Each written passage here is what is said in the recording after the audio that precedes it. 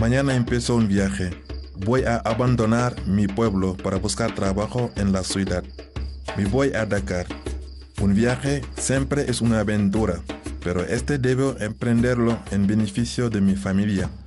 Estoy contento porque han confiado en mí, porque piensan que soy capaz de buscarme la vida fuera de mi aldea.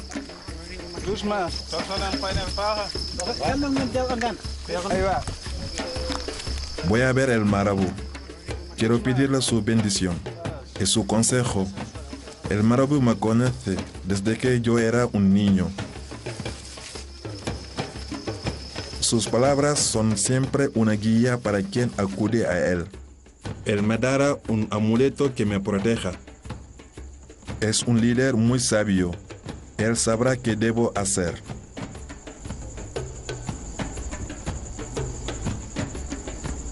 Lena hogar mere bunde badon to ko wadka was men wajuro bugodet jirnya din pure tanga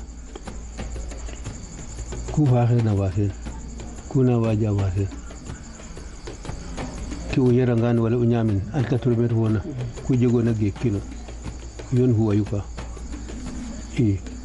ku digle on fa fa digle o ngata ku damtel wata ngan digal ne wahanna ndogu na ko taga ndogna sawa pa dogna mbuj kataga waxenna koy wata fap men fo wajuro rete kawu bo wadi dunyiri jegti boju refan rewe sangara fe yamba fe dorok mus mutolwa ref ñu wax bato refatro uki janga pala taxanu raxin wala ujal jeg yaqin wala to jangel celin to mer pa xel ke numero na ugudik ugud ganga udamangi uwarangan uyugil.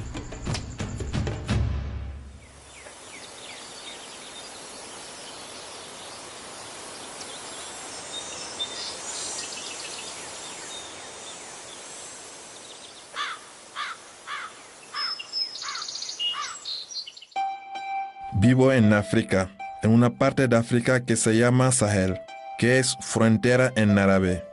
Es una región hermosa, aunque tiene problemas, y muchos de ellos los han creado gentes que viven muy lejos de aquí.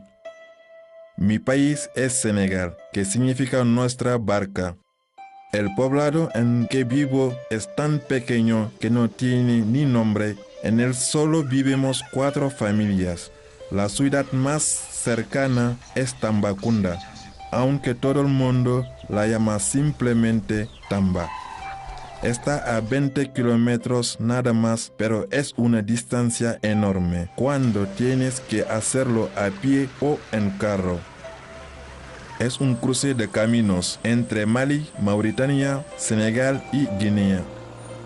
De niños viajábamos mis hermanos y yo hasta ahí para ver pasar los camiones y constantemente vienen y van llenos de cosas. Entonces soñábamos con los sitios a los que iríamos y las cosas que íbamos a traer. Hoy es el momento de emprender mi viaje.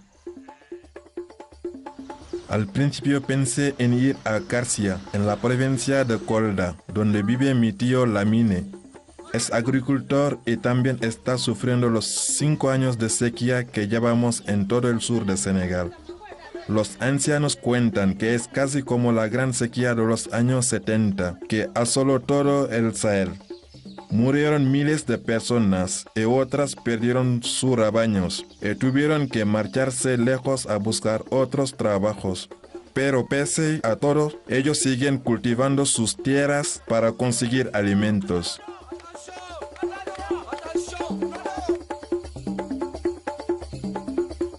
Otra opción era irme a la ribera del Casamance, a la provincia de Ziguinchor.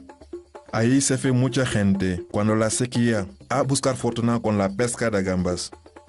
Mi amigo de la infancia, Alassane, se fue ahí con su padre cuando éramos niños. También tienen problemas, pues las grandes flotas pesqueras internacionales están agotando nuestros caladeros al no respetar los periodos de descansos tradicionales. Y mi gobierno no lucha por que se respeten nuestras aguas.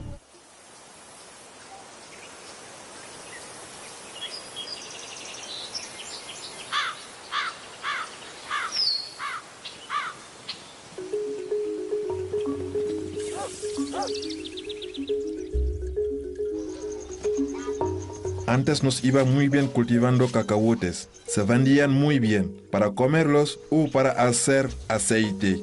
Ahora ya no es tan buen negocio, dice mi padre. Pero para cambiar de cultivo ahora nos hace falta dinero para semillas y tiempo para que se regenere la tierra. Mi familia ha cultivado durante décadas y no nos faltaba la comida. Pero el abuso de los productos fertilizantes para conseguir mayores rendimientos ha envenenado nuestras aguas y empobrecido nuestros suelos. No somos enemigos del progreso. Sabemos que hay sistemas de riego que ahorran agua, pero no tenemos dinero para instalarlos. Así que mi padre ha decidido que me vaya a Dakar. Hemos reunido los ahorros de la familia y hoy me marcho. Mi pueblo me gusta y aquí soy muy feliz, pero todos hemos de hacer lo posible para resolver nuestros problemas. S'il n'y a rien en campagne, qu'est-ce que je peux lui dire? S'il n'y a rien, les gens sont obligés de venir ici, dans les villes. S'il n'y a pas assez de revenus ici, les gens vont les trouver ailleurs dans le monde. Les gens iront là où il y a de la nourriture. Ils ne vont pas mourir de faim, alors que l'humanité regorge de richesses pour nourrir tout ce monde-là. Moi, je suis toujours partant que les gens ils vont pas mourir de faim. À moins qu'ils soient liés, ils ne peuvent pas partir. Mais tant qu'ils auront les moyens de partir, ils vont chercher la nourriture là où ça se trouve. Et vous voyez, ils ont besoin de conditions de vie meilleures. Ils ont besoin de vivre. S'il n'y a rien en campagne, les gens ils vont délaisser la campagne, ils vont venir dans les villes. D'accord. D'accord, kakela. Dole muka d'accord de ka fone kanata. Ba dole ka d'accord. Dole ka d'accord. Ka d'accord. Bar bitum fereti je mbalura. Mbalura na ma kam batale. Ni le muka le be dami. Ka batale. Moi, je compte sur mes forces. Je n'ai pas de matériel. J'ai trouvé des matériels à ma naissance, j'ai trouvé des matériels, mais ça a trouvé que les matériels sont usés. Ils ne sont pas renouvelés. Moi, je compte que ma propre daba. La daba, les anciens matériels de nos anciens parents, jusqu'à nos jours, je travaille avec ces mêmes matériels. C'est mieux de venir à Dakar pour travailler que rester au village. Parce qu'au village, on n'a que l'agriculture là-bas.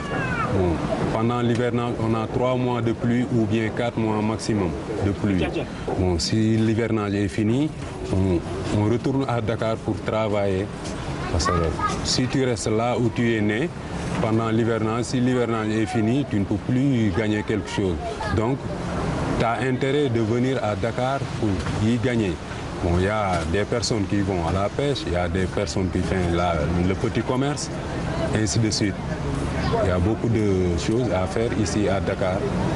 Bon, à Dakar, pour trouver du boulot, c'est un grand problème. Si tu n'as pas de soutien pour avoir du boulot à Dakar, c'est un grand problème. Vaut mieux rester ici. Si tu as 10 francs, tu manges les 10 francs. Mais à Dakar, la vie est chère, c'est compliqué. Bon, j'ai des amis qui sont à Dakar. Actuellement, ils ne font rien. Ils sont là-bas. Il faut ça revenir au village, mais pour avoir du transport, c'est un grand problème. La vie de Dakar, c'est trop cher, c'est trop dur, c'est trop dur. Franchement, dire, il faut parler ça, c'est trop dur.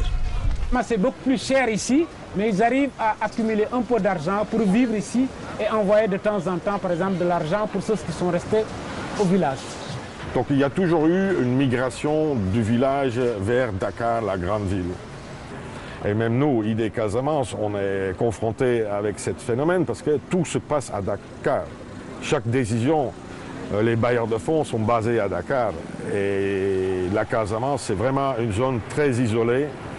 Donc si tu veux quelque chose, il faut aller les chercher à Dakar. Les gens abandonnent pour aller dans les grands centres, dans les grandes villes, chercher du travail. Ils vont à Dakar, ils vont à Kaolack, ils vont à Thiès, ils abandonnent la campagne. Parce qu'on a vu que des émigrés qui vont, ils apportent de l'argent parce qu'ils vont chercher de l'argent, ils ne vont pas pour nocer. Ils vont chercher de l'argent, c'est pour pouvoir soutenir leur famille ici. Donc si nous n'avons pas, nous avons un problème de pauvreté qui se pose. Donc c'est la pauvreté-là que nous vivons aujourd'hui ne nous permet pas de nous asseoir. Parce que quand on s'assoit, nous allons perdre l'éducation de nos enfants, nous allons perdre la santé de nos enfants, nous allons perdre beaucoup de choses, nous finirons à perdre nos valeurs culturelles. Quand vous avez des tout petits et que vous leur demandez de dessiner, la première des choses que les enfants vous dessinent, c'est pratiquement une voiture. C'est pratiquement un avion. Et rarement l'enfant vous dessine quelque chose qui lui est propre. Ça signifie simplement que nous avons cette pensée expansive qui voudrait qu'on quitte, qu'on parte. Et malheureusement, nous avons aussi dans la conscience sociale que ceux qui partent réussissent. Oh, ce n'est pas évident, ce n'est pas une évidence. On peut bien partir et échouer. On peut bien rester et réussir.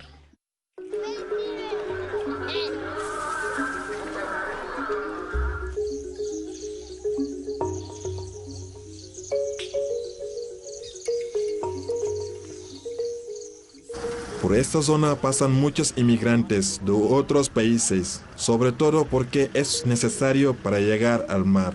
Y de ahí, quién sabe. Del tren de Mali se bajan algunos a veces y trabajan por aquí, hasta que juntan el dinero para seguir el viaje. También vienen del norte y del sur. La verdad es que vienen de todas partes. Los hay que vienen del hambre, otros de la guerra, los hay que persiguen un sueño simplemente, pero lo cierto es que cada vez más vienen porque el campo está arruinado por la sequía. Y la pérdida de los bosques arruina nuestros pueblos. Todos cuentan hermosas historias de los lugares de los que vienen y de cómo a unos se les está comiendo el desierto y otros ya no pueden predecir las lluvias como antes y su tierra se seca. Eso cada vez lo escucho más. Muchos viajan por lo mismo que yo, porque su entorno se muere y no saben cómo solucionar los problemas. Rezo por todos ellos. Pour solution menti, follow. Itul bayorol ni gouvernement Sénégal. Et c'est parce que hanibi seno, nous la solution manquée tare. Parce que premièrement, ma matériel soto, mais doko kela menna. Deuxièmement, ma engrais soto ingrédient messi na chômage fifon ni yandino. Ma moyen soto no. Parce que ni kodimu ma o kodo le soto. Aduni hamo benna pour ka production ke ka warande comme Espagne be nyami. Ka senoke messi mbalu pour ko nga écouler no ka 5 ans wafino pays dolma. Mais à hamo benna mais à moyen tenna. Donc bi ni si silo soto banko la mo la min si mako no woto pour ko développement nga matériel soto parce que banko bembul ça que dame mais terroni c'est un peu c'est faible maintenant bring autant de sec chaque année ko wala doku maintenant ça ingrédients yi afin que ta ya doku jusqu'à 10 km 10 hectares 20 hectares aman na fa soto fenn donc cool wala mu collé à cool. Et aujourd'hui, les aléas climatiques ne sont pas les mêmes. Les conditions climatiques ne sont pas les mêmes. Les conditions de la fertilité même du sol ne sont pas les mêmes. L'ambition du producteur de 2008 et l'ambition du producteur de 1960 est très différente. Moi, je suis là aujourd'hui, je suis producteur, je veux toujours cultiver au-delà de 10 hectares pour pouvoir survivre et surmonter les besoins de ma famille. Alors, vous conviendrez avec moi de 60 à nos jours, la population sénégalaise a augmenté sensiblement. Si aujourd'hui il faut prendre toujours la ou le kajando qui est un instrument traditionnel pour faire 10 hectares, je ne pense pas que parmi nous ici, quelqu'un puisse le faire.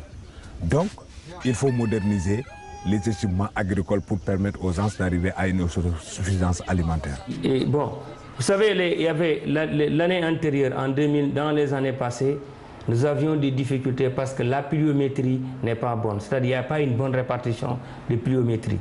Et deuxième phénomène, c'est la salinisation des fleuves. Parce qu'avant, autant, vers les années 60, les bas-fonds, il n'y avait pas de salinisation, il n'y avait pas de remontée de sel. Mais actuellement, dans beaucoup de zones, il y a la remontée du sel qui a fait que beaucoup de superficies que les gens doivent cultiver en riz ont été totalement abandonnées. Ça, c'était des difficultés que les gens ont. Pour ce qui concerne aussi d'autres difficultés, comme je l'ai dit tantôt, c'est les semences. Même si les gens travaillent, c'est-à-dire le prix au producteur n'est pas abordable. Ce qui fait un peu bien travailler, mais après de retour, les gens ne gagnent pas assez d'argent. Ce qui fait que déjà ces contraintes ont fait que beaucoup de gens, beaucoup de jeunes préfèrent aller à Dakar, trouver des petits boulots que de rester dans les villages. L'inconvénient en est que déjà, aujourd'hui, beaucoup de villages sont désertés et que les vieux qui sont là-bas et le problème de rentabilité des trucs pose problème. C'est ça vraiment les réelles difficultés. Mais bien sûr, il y a beaucoup de gens qui ont quitté l'intérieur du pays, qui sont venus ici et qui sont devenus des pêcheurs. S'ils ne sont pas pêcheurs, soit c'est des marailleurs, la commercialisation du poisson ou bien la transformation du poisson. D'autres métiers de pêche se sont développés. Par exemple, ces métiers que vous voyez ici, le commerce, le transport, le petit commerce. Finalement, les gens sont restés. Donc la pêche arrivait à faire vivre tout ce monde-là. Mais comme maintenant, il y a de moins en moins de poissons, alors ça va affecter tout ce monde-là. Il est difficile maintenant de vivre de la pêche actuellement qu'il y a une vingtaine d'années. Même les jeunes, quand tu leur demandes ça, ils vont t'expliquer ça parce qu'auparavant, les poissons, tu les trouvais ici à 200 mètres, 300 mètres. Mais maintenant, il faut aller très très loin pour chercher le poisson. En Senegal hay dos tipos de pescadores, los que pescan peces en el mar o en el río, y los que pescan gambas que están en el río Casamas, en el sur. Los que pescan peces utilizan viejas pero efectivas técnicas, como redes tradicionales que pueden manejar desde sus barcas, o las prácticas atarayas que se lanzan y se recogen. Es muy bonito ver lanzar la ataraya, que se abre como una flor antes de caer al agua. Hay que tener mucha técnica. No es fácil lanzarla, ni saber dónde y cuándo hacerlo.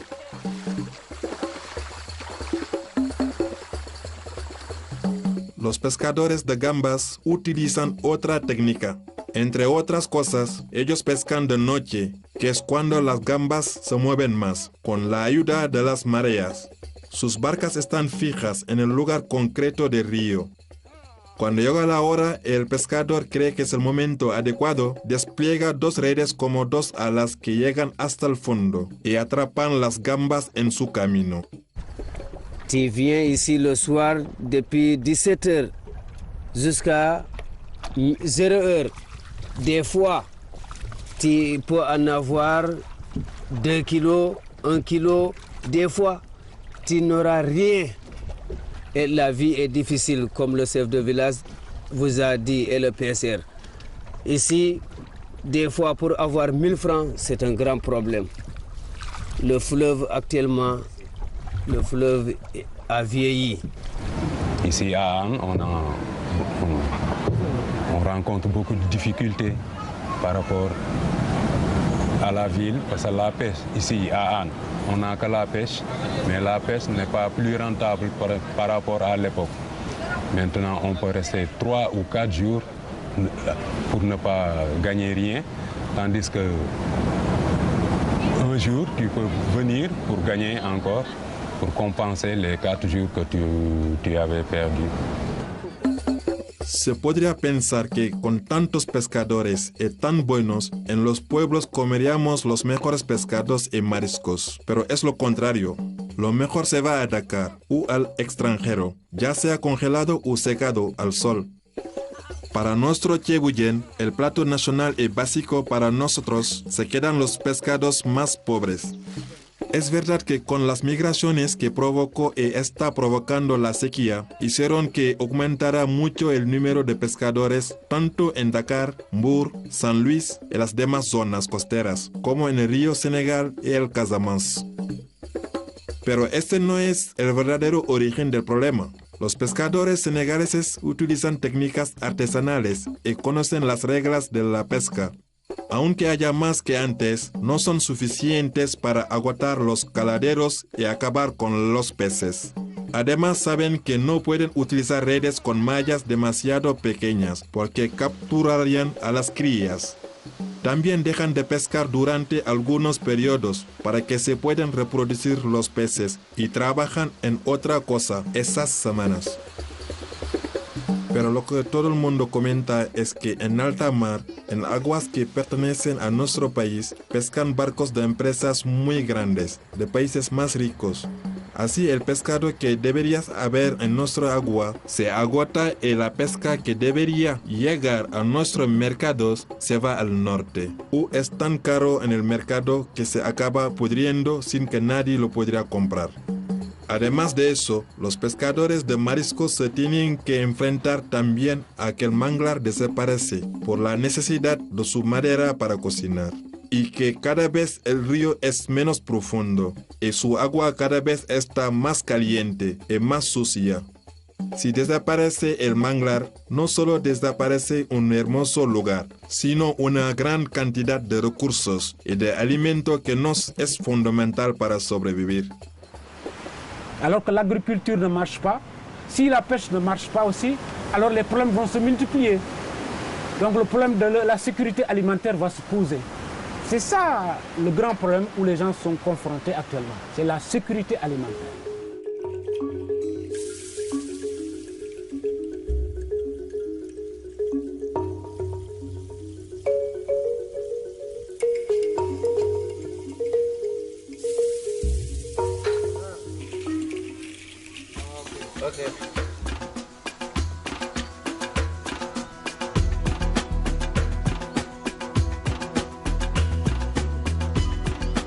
Me da rabia pensar que me tengo que marchar de mi pueblo, porque nuestros recursos le están gastando los países más ricos. Oigo hablar a los viejos del pueblo y cuentan cosas difíciles de creer, que talan los bosques para cultivar, que los barcos de los Toba, los blancos, vienen a pescar sin control a nuestras costas, con el permiso de nuestros gobiernos, porque le deben dinero. Que usan redes que en sus países no pueden usar, porque aquí no tenemos medios para controlarlo. Dicen que cuando se le acabó su marisco, vienen a por el nuestro, y que pescan las gambas más rápido de lo que les pueden comer. No sé por qué prefieren las gambas pescadas con grandes barcos, que no respetan el mar, que lo contaminan, a las gambas que pesca mi amigo Alassane, que trata el río como un hermano. Los cultivos de los Toba usan fertilizantes que contaminan el suelo y el agua. Mi amigo Alassane me cuenta que en Ziguinchor hasta reciclan las pilas de las linternas que utilizan para pescar. Esa falta de respeto está haciendo también mucho daño a nuestro río, el Casamance, y al manglar, que nos cuida y alimenta. Nos da peces que llevar a casa y marisco para vender en la coopérative. ID Casamance travaille dans la mangrove. La mangrove ici, c'est un écosystème très important qui se trouve entre Gambie et Guinée-Bissau. Et c'est une mangrove, c'est un biotope qui est vraiment en péril, qui est en dégradation sévère. Et c'est pour ça que nous appuyons les populations à trouver les moyens de faire quelque chose. Moi, j'étais confronté parce qu'on travaillait dans les villages et il n'y avait même pas de poissons à manger, tandis que les villages étaient au milieu de la mangrove. Donc là, on a un problème. Mais côté dégradation de la nature, la faune et tout ça, moi je viens d'Amsterdam, moi je n'ai pas trop vu ça. Mais tout le monde en parlait que vraiment depuis les années 70, il y a eu une grande dégradation, quoi. Mais pour moi, c'était surtout d'abord manque de poissons, des huîtres, les gens qui devraient quitter leur village parce qu'il n'y avait plus rien à manger. C'est ça qui m'a fait intervenir dans l'environnement, quoi. Vous savez, l'environnement, c'est devenu une problématique mondiale. Mais chacun le vit à sa manière. Vous ne pouvez pas comprendre qu'un petit pays comme le Sénégal accepte de ratifier une convention sur les changements climatiques et qu'une grande nation comme les États-Unis refuse de le faire. Pour nous, aujourd'hui, l'absence d'une gestion rationnelle de l'environnement a contribué à baisser beaucoup notre production, à tous les niveaux, que ce soit au niveau agricole, que ce soit au niveau pêche, que ce soit dans d'autres secteurs. Ceci étant, je pense que les gens quand même doivent revenir en de meilleures raisons. En quoi faisant? C'est que même si on fait l'activité de pêche et qu'on gagne quelque chose, mais on doit aussi penser à la gestion environnementale.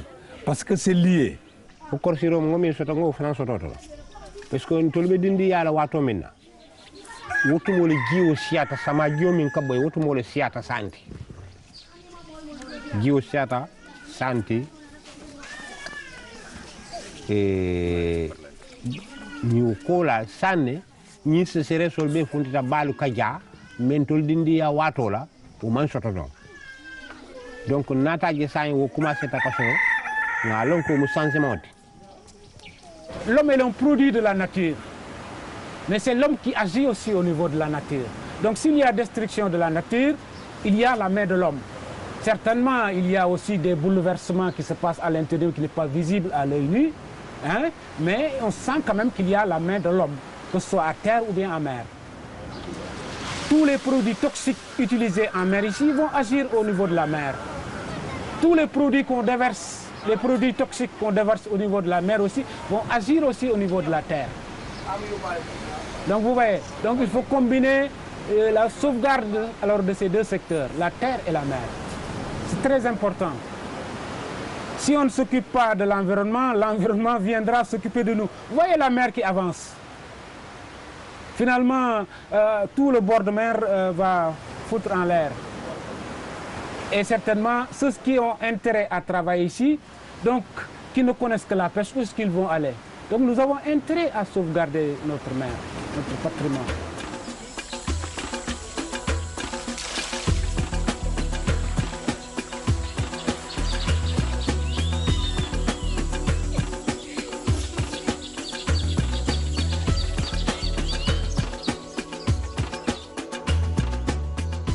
Esta mañana mi madre hizo una comida especial.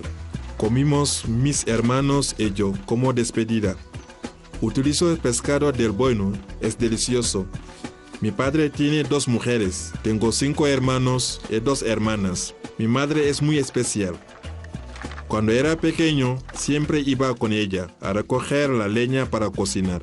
Luego dejé de hacerlo porque cada vez había que ir más lejos. Cuando el cacahuete se vendía bien, se cortaron muchos árboles para cultivarlo. Luego vinieron con camiones y cortaron muchos más y lo quemaron para hacer carbón. En Dakar también tienen que cocinar, decían. Ahora ya casi no hay. Llegó un momento que mi madre tardaba toda la mañana en conseguir la leña. Mi padre se enfadó porque no hacía la comida. Así que ahora van mis hermanas, aunque no les da tiempo de ir a la escuela. Cuando empiece a enviar dinero desde Dakar, podrán volver a estudiar. Mi madre se encargará de todo. Ella me dará la fuerza que necesito para iniciar este viaje. La verdad es que me cuesta imaginar mi vida sin ella, sin mis hermanas y sin el resto de las mujeres de la aldea. Ellas se encargan de que no nos falte comida, agua. Van al arrozal, van al mercado, nos cuidan, se ocupan de los ancianos y ancianas. Aunque los hombres sigamos abandonando las aldeas, mientras nuestras mujeres sigan aquí, la vida campesina se mantendrá intacta. A veces pienso que la tarea a la que tienen que hacer frente es excesiva, pero ellas parece que pueden con todo.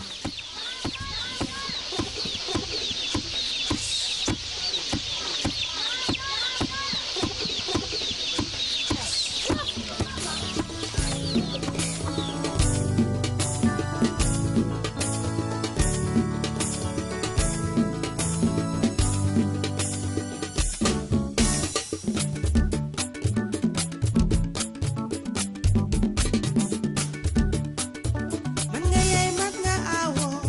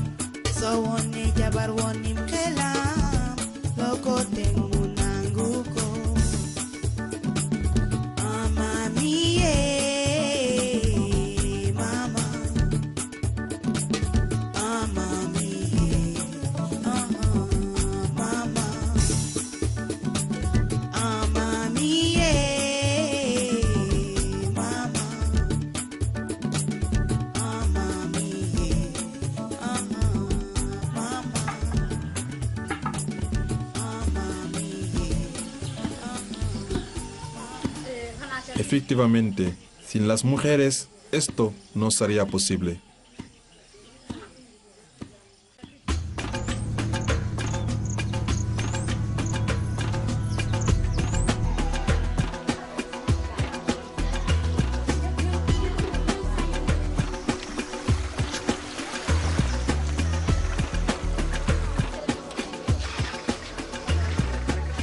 Menos mal que no tardó mucho en aparecer un autobús. Enseguida aprendo por qué llaman a la carretera de Tamba a Kaolack la carretera del infierno. Una madre que lleva a su hijo en brazos lo agarra fuerte para que no le salga volando en un bache. Los otros viajeros viven hace tiempo en Dakar y en los arrabales cuentan anécdotas divertidas de su vida allí. Una que trae mercancía de Mali dice que antes su barrio estaba al lado de un vertedero. Dice que ahora ya no, que ahora está dentro del vertedero. Lo llama el Prado, porque ahí pastan las cabras. Una que debe tener mi edad nos cuenta que su casa es tan pequeña y el barrio tan caótico que si no llega de día, al barrio no consigue encontrar la casa. Hay una de Tamba que consigo llevar a sus hijos, dice que echan de menos la aldea. Como no estaban acostumbrados a tantas contaminación por los coches y la industria con su humo y sus productos químicos, los niños siempre tienen tos o tienen diarrea. Que hace poco incluso tuvo uno con las dos cosas a la vez.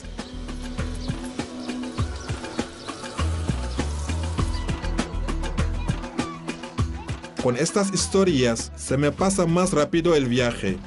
Son gente muy alegre. Seguro que exageran, porque si no, no se iría todo el mundo a Dakar. No se irían a buscar una vida mejor a un sitio en el que se vive peor que en el campo.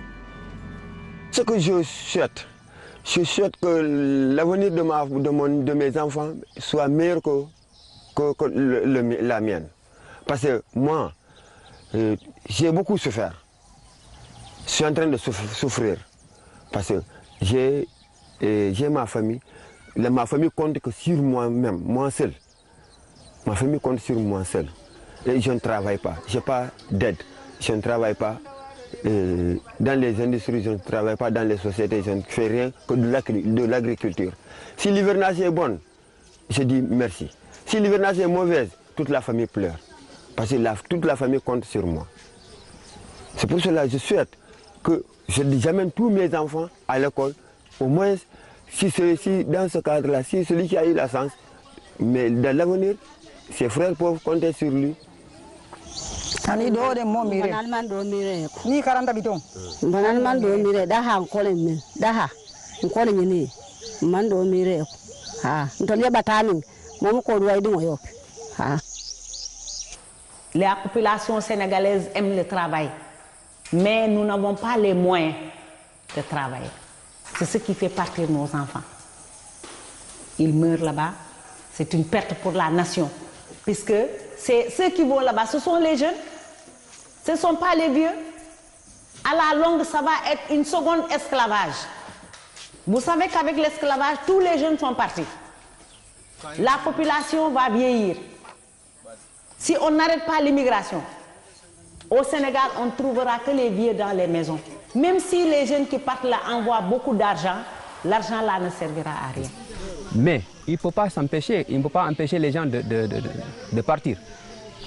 Il peut peut-être empêcher, ou bien diminuer, il ne faut pas empêcher, il peut diminuer le taux de l'immigration si il crée des investissements avec l'appui des ONG, qu'ils investissent dans les zones rurales surtout.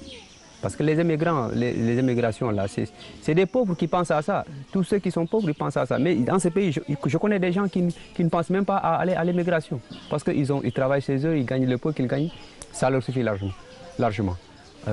Tu entends immigration, aller vers l'Europe ou bien aller quelque part travailler, chercher de l'argent. C'est les pauvres qui pensent à ça.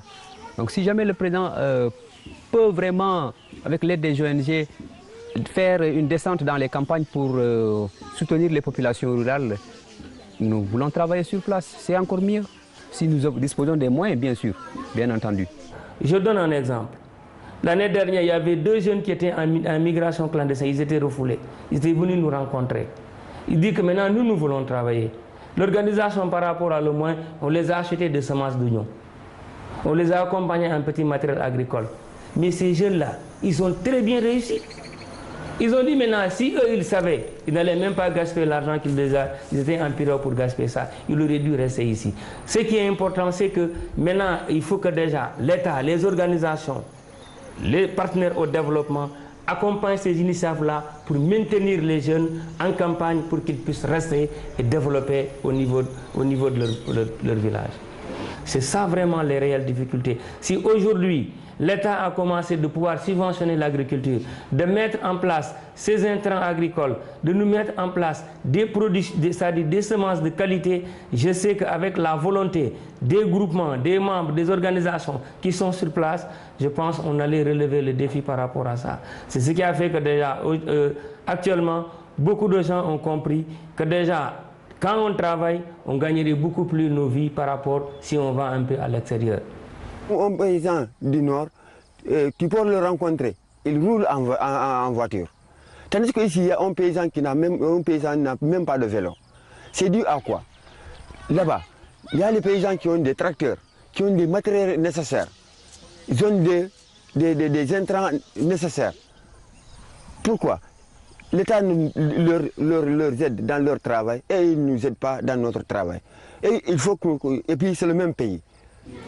Si jamais le gouvernement, la politique qu'il est en train de mener envers les jeunes est seulement concentrée au nord, mais quant au sud du pays, alors on ne sent pas pratiquement trop par rapport à ce que le gouvernement mène au nord du pays.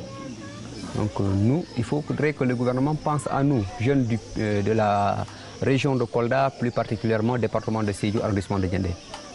La pauvreté, vous savez, la région de Kolda est la région la plus, qui est réputée la région la plus pauvre du Sénégal.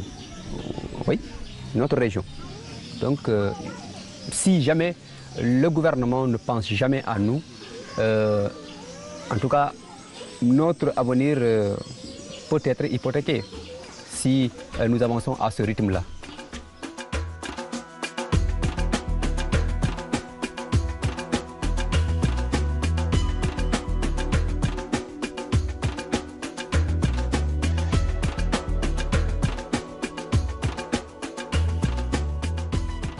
Me cuesta mucho comprender las cosas que oigo. No entiendo cómo una fábrica que echa su humo muy lejos en Europa puede hacer que el sol queme nuestras cosechas. Si el mar es tan grande como dicen, que hasta hay más mar que tierra, ¿cómo no hay peces para todos? No entiende por qué nos estamos quedando sin agua si en el pueblo solo consumimos lo que sale de nuestro pozo. Mis abuelos podían predecir las lluvias. Ahora el tiempo se ha vuelto loco. Parece ser que es así en toda África, en todo el mundo. Con todos lo que somos, con todos lo que sabemos del campo y del mar, con todo lo que amamos nuestra tierra, seguro que podemos hacer algo. Seguro que podemos hacer que todo sea como antes. Mais bien sûr, l'Afrique est obligée alors de se pencher sur son propre développement. Nous sommes contraints de le faire parce qu'on ne peut plus continuer comme ça. Sinon, tous nos jeunes vont partir alors que l'Afrique a besoin de ses bras pour le développement de l'Afrique. Nous avons des richesses ici que les autres ont besoin, ils viennent les prendre ici. Donc il y a des richesses ici, on peut bien vivre ici en Afrique. Mais si les gens se mettent avec de bonnes politiques, avec de bonnes stratégies, mais aussi en comptant sur nos propres forces aussi, nos propres moyens. Maintenant, l'aide internationale ou bien l'investissement extérieur viendront en appoint. Mais il est bien possible de penser le développement de l'Afrique ici et par les Africains. C'est bien possible. Franchement, moi je fais partie de ceux qui sont optimistes pour le développement de ma localité. Pour deux choses. Tout ce que l'on cherche ailleurs, nous l'avons ici. Vous conviendrez avec moi que le paysage là, vous ne le trouverez nulle part au Sénégal si ce n'est pas le Sénégal oriental et la Casamance. Donc, je pense que si l'on arrive à conscientiser les populations pour sauvegarder quand même ce patrimoine, nous arriverons quand même à nous développer. C'est pourquoi vous conviendrez avec moi aujourd'hui qu'on ne peut pas régler cette question pêche si on ne règle pas l'environnement même de la pêche. Quand on parle de l'environnement de la pêche, ce n'est pas seulement la régénération de la mangrove. Non, non, non, non. Mais aussi son environnement immédiat, c'est-à-dire l'homme. Il croit qu'en replantant la mangrove, il y aura plus de poissons, il y a plus de crevettes, il y a plus de huîtres, il y a plus de tout. Donc, non, la conscience est là. Il faut nourrir cette conscience avec encore plus d'informations et, si possible, avec de l'argent pour créer des emplois. Regardez mon école, ce n'est pas entouré. Est-ce que vos enfants étudient dans des écoles comme ça? Non. Donc, moi, mon problème, c'est ça. Que les gens s'attardent sur des problèmes réels. Que les gens viennent nous aider sur ce qui nous intéresse. Mais ne pas venir avec des idées arrêtées pour nous faire ce que nous ne voulons pas faire. Il n'y a pas que des mendiants en Afrique. Il y a des gens qui ont le courage de travailler et la volonté quand même de faire. C'est que vous pouvez nous tuer tout, sauf une chose, c'est-à-dire notre dignité. Ça, on va toujours la préserver. Nous sommes prêts pour le développement et nous y sommes déjà, mais nous ne tendons pas la main et nous serons esclaves de personne pour que vraiment on puisse se développer. Si on va se développer à la sueur de notre front, parce que nous avons les ressources humaines, nous avons l'environnement autour de nous, vraiment, le paysage est très beau. Il suffit seulement de nous apporter le peu de matériel et ça passe. Parce que nul n'était cette caméra, on ne pouvait pas faire le documentaire. Mais parmi nous ici, personne n'a cette caméra. C'est vous seul qui le détenez. Parce que peut-être l'accès à cette caméra-là est facile pour vous. Mais ce n'est pas évident pour nous. Donc si on a besoin de cette caméra, si vous ne pouvez pas nous la donner ici, on vient la chercher en Espagne. C'est pourquoi on vient chez vous.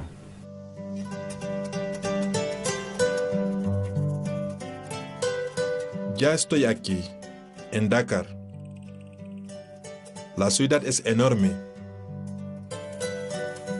Y el mar, no veo el final. Esto es tan grande que no me faltará trabajo. No tengo de qué preocuparme. No me sentiré solo sin mi familia. ¿Cómo puede estar nadie solo entre tanta gente?